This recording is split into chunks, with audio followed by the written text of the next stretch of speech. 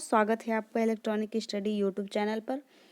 तो I hope आप लोग अच्छे होंगे। आपकी जैसे कि क्लास चल रही है आपकी मैथ की, ये सुपर टेट की। तो अगर कोई भी क्लास आपकी छूटी हुई है तो आप वो प्लेलिस्ट में जाके वो सारी क्लासेस अटेंड कर सकते हैं, सारी क्लासेस देख सकते हैं। काफ़ी हद तक हमने आपका आधे से ज़्यादा टॉपिक आपका क्लियर कर दिया है, आधे से ज़्यादा आपका सिलेबस पूरा हो चुका है। तो कुछ ही टॉपिक्स बचे हैं आपके जो कि अभी बताने हैं हमको। तो आज हम आपके लिए टॉपिक लेकर आए हैं ज्यामिति। तो जो ज्यामिति से रिलेटेड जैसे भी क्वेश्चंस होते हैं वो हम बताते हुए चलेंगे। पहले जो आपकी छोटी छोटी चीज़ें होती हैं जो कि आपको जानना ज़रूरी होता है, उन चीज़ों के बारे में बात करेंगे। तो जैसे कि पहले हम सबसे पहले मेन चीज़ आपका जैसे होता है बिंदु। तो ये बिंदु क्या होता है इसके बारे में डिस्कस करेंगे। तो बिंदु जो आपका होता है वो एक विमाहीन आकृति होती है, जिसकी ना तो कोई लंबाई होती है, ना मोटाई होती है और ना ही ऊंचाई होती है। एक विमाहीन आकृति होती है जिसकी लंबाई, चौड़ाई, ऊंचाई, मोटाई कुछ भी नहीं होती है, तो वो आपका बिंदु हो जाती है। बिंदु, या फिर हम ये कह लें कि ऐसा वृत्त जिसकी कोई त्रिज्या ना हो। अगर हम वो वाले वृत्त की बात करें तो इसकी रेडियस होती है, लेकिन ये जो बिंदु होता है आपका उसकी कोई त्रिज्या नहीं होती है, तो वो आपका बिंदु कहलाता है। इसके बाद बात करेंगे रेखाखंड की। तो रेखाखंड जो होता है आपका जैसे कि बिंदुओं का समूह होता है जिसमें केवल लंबाई हो, मतलब कि जिसमें केवल लंबाई दी हो तो वो आपका रेखा होता है। तो अगर हम लाइन को है जो सीमित कर दें, अगर जैसे ये आपकी रेखा है इसको सीमित कर दें तो वह आपका रेखाखंड हो जाता है। तो यहाँ पर रेखाखंड की बात करेंगे तो लाइन को जब हम सीमित कर देते हैं तो वो आपका रेखाखंड होता है। जैसे ये है आपका, तो ये आपका रेखाखंड हो जाएगा। इसके बाद बात करेंगे कोण की। तो कोण जो आपका होता है वो दो रेखाएं जिनका एक मिलन बिंदु होता है और वे रेखाएं संरेखीय नहीं होती हैं। उन्हीं रेखाओं के झुकाव को कोण कहते हैं। जैसे कि यहाँ हमने एक फिगर बनाया है, तो ये है आपका जैसे दो रेखाएं हैं, एक रेखा आपकी AC है और एक रेखा आपकी है AB। तो ये रेखा देखेंगे आप तो ये जो है एक मिलन बिंदु है इनके बीच। ये आपका A जो पॉइंट है, यहाँ पर दोनों रेखाएं आपकी मिल रही हैं। ये C वाली जो यहाँ आ रही है ये भी आपकी A पे मिल रही है, और जो B वाली ये इधर से है ये भी आपकी, ये जो भुजा है ये भी आपकी A है, A से मिली हुई है। तो ये जो बिंदु आपका A है ये आपका मिलन बिंदु हो जाएगा। तो ये दो रेखाएं जिनका एक मिलन बिंदु होता है, वे रेखाएं संरेखीय नहीं होती हैं। उन्हीं रेखाओं के झुकाव को कोण कहते हैं। तो जो ये आपका झुकाव हो रहा है, ये जो एंगल बन रहा है आपका, यही आपका कोण होता है।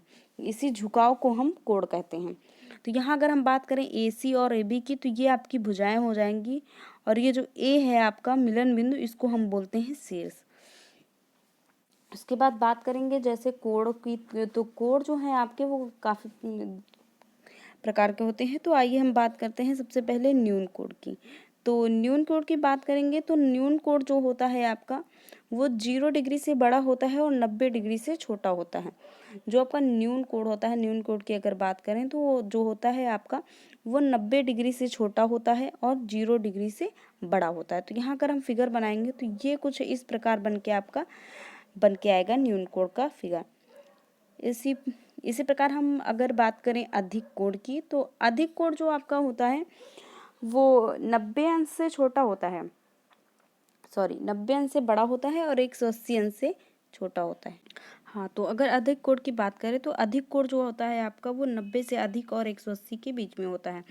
न्यून कोण जो आपका होता है वो 0 और 90 के बीच में होता है, 90 अंश के। और अगर अधिक कोण की बात करें तो वो 90 डिग्री और 180 डिग्री के बीच में होता है। तो अगर हम इसका अधिक कोण का फिगर बनाएंगे तो ये आपका कुछ ऐसे बनेगा। ये जो कोण है आपका ये आपका अधिक कोण कहलाएगा। इसी प्रकार अगर हम बात करें समकोण की, तो समकोण में जो आपका कोण होता है वो 90 डिग्री का होता है। एग्जैक्ट इसकी वैल्यू होती है 90 अंश।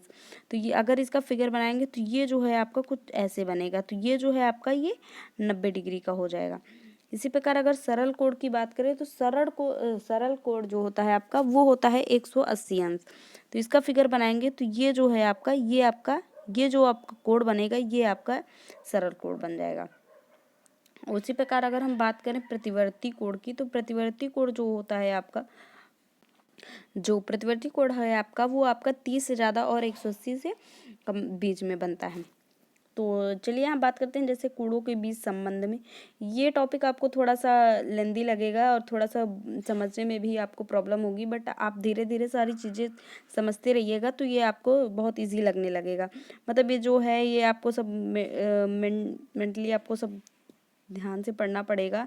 ये सब चीज़ें बहुत इजी हैं, बट ये है कि एक बार आपको अच्छे से समझना पड़ेगा। तो जैसे हम यहाँ बात करेंगे कोड़ों के बीच संबंध में, तो कोड़ों के बीच जो संबंध होते हैं, जैसे कि दो कोण हैं जिनकी मापों का योग हमको 90 डिग्री होता है, तो वो जो आपके कोण होते हैं वो आपके पूरक कोण कहलाते हैं। फॉर एग्जांपल यहाँ पर एक फिगर बनाया हमने, ये ऐसे करके ये जो कोण है आपका वो है अल्फा और ये कोण है आपका बीटा। तो अगर हम इन दोनों के योग करें तो हमने अभी बताया है कि ऐसे करके कोण बनाया था जिसमें ये समकोण था, ये 90 डिग्री का था, ये आपका समकोण था।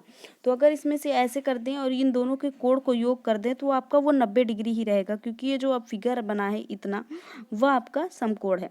तो समकोण है मतलब कि ये जो कोण दिया है आपको वो 90 डिग्री है। अगर हम अल्फा और बीटा के कोणों को जोड़ देंगे तो आपका मान जो है 90 अंश ही होगा। तो वही यही जो पूरा कोण दिया हुआ है उसमें है कि दो कोणों जिनके मापों का योग आपका 90 डिग्री हो वो आपके पूरक कोण कहलाते हैं। तो यहाँ पर आपका हो जाएगा alpha plus beta is equal to 90 अंश।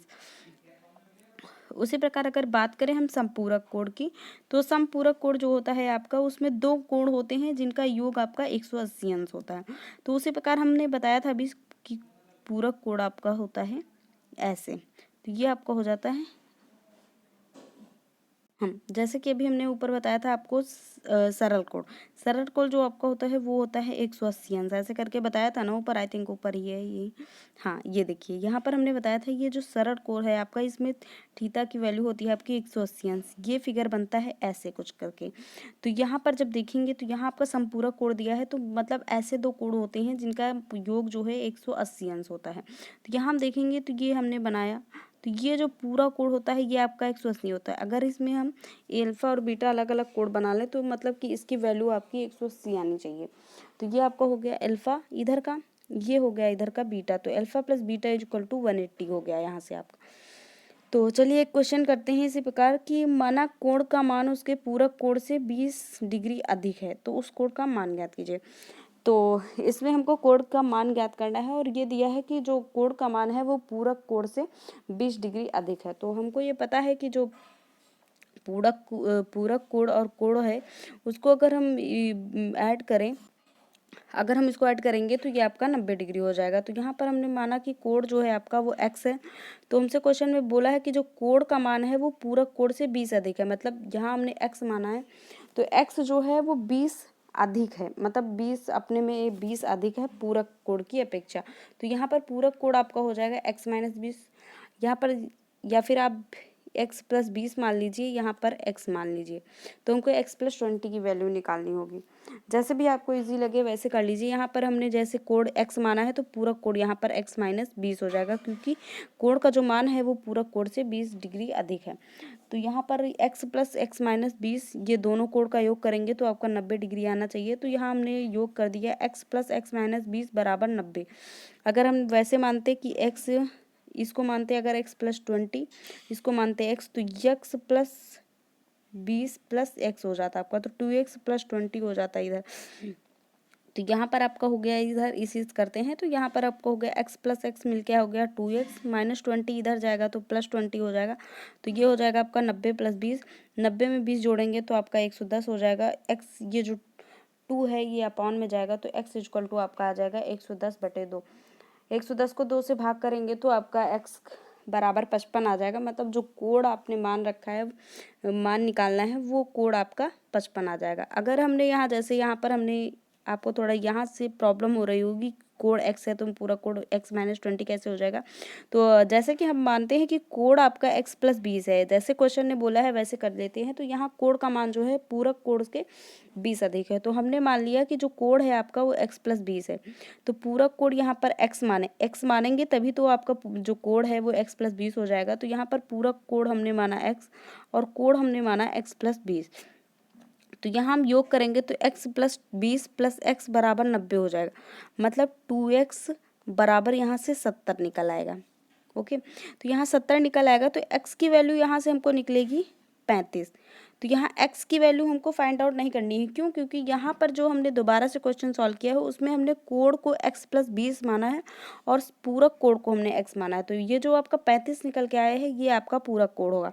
तो हमको निकालना है कोण, तो कोण हमने x प्लस 20 माना है, तो x प्लस 20 मतलब 35 प्लस 20 हो जाएगा। तो 35 प्लस 20 करेंगे, 35 में 20 जोड़ेंगे तो आपका 55 हो जाएगा। तो यहाँ से जो आपका है, चाहे वैसे कीजिए या वैसे कीजिए, दोनों मेथड से आपका आंसर जो है आपका वो 55 ही आएगा।